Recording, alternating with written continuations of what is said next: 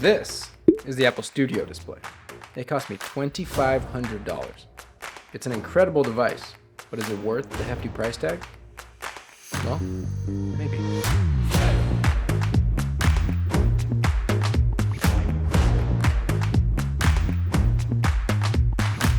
So this display was actually released back in March of 2022 at the base model price of $1,599.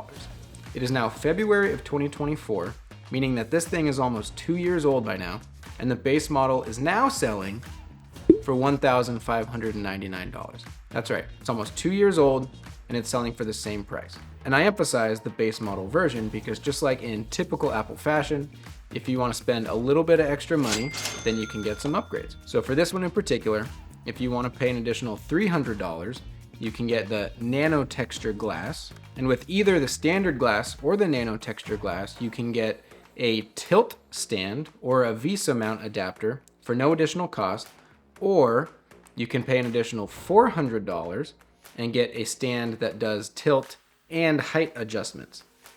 So that brings the most premium version to $2,299 for the Nanotexture glass and the tilt and height adjustable stand.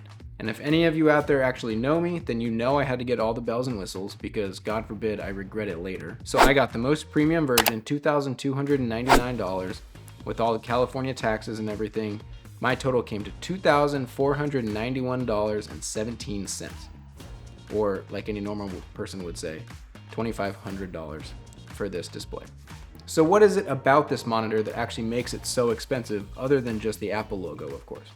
Well, here's what Apple says. So it's a 27-inch 5K Retina display with a resolution of 5120 by 2880, which gives you 218 ppi, 600 nits brightness, support for 1 billion colors, wide color gamut of P3, True Tone technology. For the camera, you get a 12 megapixel ultra wide with center stage. For audio, you get what they call a high fidelity 6 speaker system with force canceling woofers, and it sounds great. Honestly, they actually do sound pretty good for a display, so props to them for that. As far as ports and connections, all you get is 4 USB-C ports. You get one Thunderbolt 3 port, which actually passes through power to your laptop, and then you get 3 just typical USB-C ports for different devices and accessories that you want to attach. So that's what Apple says you get. But what does this actually mean? Well, it means you get a 27-inch monitor with an extremely high 5K resolution to fit a ton of content on the screen. It's got excellent brightness, excellent colors. It's great for video editing or photo editing or any sort of creative endeavors that you may want to throw at it. But there is one thing that you'll notice I did not mention in the technical specs, and that happens to be the refresh rate. And that's because this thing is locked at 60 Hertz, which in 2024 now, I get it was released in 2022, but it's 2024, they haven't done an update, and a 60 Hertz display for something that costs this amount of money, honestly, is just a little bit of a letdown. It's the one thing about this display that I really wish it had, but it's still an amazing display. So what else is there about this thing? Well, the camera is the microphone is the speakers are pretty good. So what is it then? Well, ultimately what it comes down to is the build quality. The build quality of this thing is excellent. The entire thing is wrapped in aluminum. From the sides, the speaker grills, the back, the stand, everything about it is either aluminum or glass. I don't know if you can tell in this video, but we have this thing in our living room, and I'm not ashamed to put this monitor front and center in our house. When somebody comes over, they just know that it's a premium device. Compare that to almost any other monitor that I've ever had. It's, a black plastic rectangle with a black plastic stand. It kind of creaks a little bit when you need to change the angle because everything's just moving and bending ever so slightly. There is none of that with this thing. Everything on this monitor is just about as premium as it gets. And basically that's everything about the monitor itself. There's nothing mind-blowing about it that you won't find in any other monitor out there, but you will not find it in a package that looks this good. So that's the specs and everything about it. Now let's talk about the upgrades. So like I said, I went with the Nanotexture glass, which costs an additional $300, which brings it to $1899 if you don't get the fancy stand. And this does what Apple says is to scatter the light to help minimize glare. And honestly, it works amazing. So you can't see it right now because it's dark outside, but during the middle of the day, the sun goes right through this window and shines exactly on our monitor here. And honestly, I haven't noticed it at all. The anti-glare on this Nanotexture glass is absolutely amazing. I would say it's easily worth the $300 if your monitor is going to be somewhere where there's even a chance that there's going to be direct light hitting it.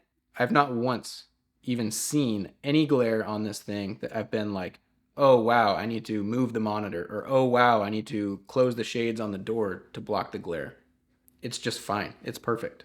Now, with that said, I haven't seen the actual standard glass, so I don't know how that would compare, but I don't think that I really need to. The anti-glare on this thing is absolutely amazing. I'm not upset with that additional $300 purchase. But now let's talk about the stand. So like I said at the beginning, if you just buy the monitor, either with the Nanotexture glass or the regular glass, it comes with, for no additional cost, either a stand that just tilts or a VESA mount if you want to attach it to a monitor arm that you already have installed. But if you want a stand that adjusts in height also, then it's $400. The Nanotexture glass for the anti-glare is $300, and a stand that just goes up and down is $400.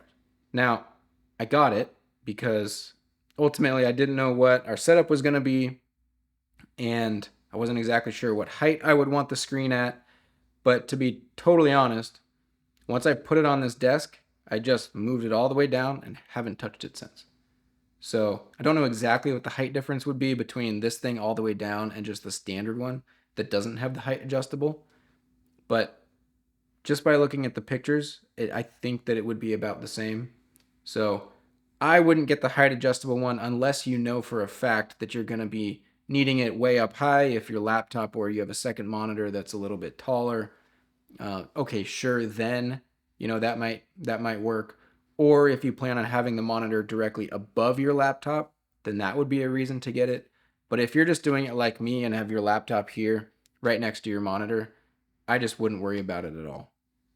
Stick with the free stand. I say free, it's a $1,600 monitor or a $1,900 monitor, but hey, they throw in that stand for free. So, who exactly is this monitor for?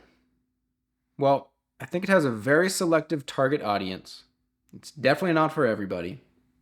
I think who this is targeted for is the person who wants one fancy display in sort of a studio setting. It's going to be visible all the time, maybe in a video background or something like that. Something that you want to see regularly and know that, hey, this is a premium device.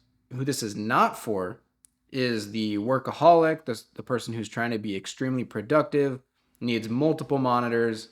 It just would not make sense to get this thing, especially because you can't daisy chain the displays together. So if you wanted to even use two of these things, you have to plug them into two different Thunderbolt ports on your laptop, which might just, on my MacBook Air, that would take up all the ports, and I couldn't plug anything else in. It's definitely not for the person who's just looking to increase their productivity by getting a couple monitors or a big monitor, especially with high resolution. You'd be much better off just buying a couple 4K monitors, much cheaper. Sure, like I said, black, plastic, creaky, but you simply don't need something like this. But it is an amazing monitor. It's definitely pricey. Would I buy it again? For this setup, I think I probably would. If it was just going to be on a desk in a room that nobody would ever see, I don't think so. So sure, it is expensive, absolutely. But just like any other Apple product out there, you do get that very premium device. But I did just notice something. They have something that's called the Pro Display XDR. Let's see how much that one costs.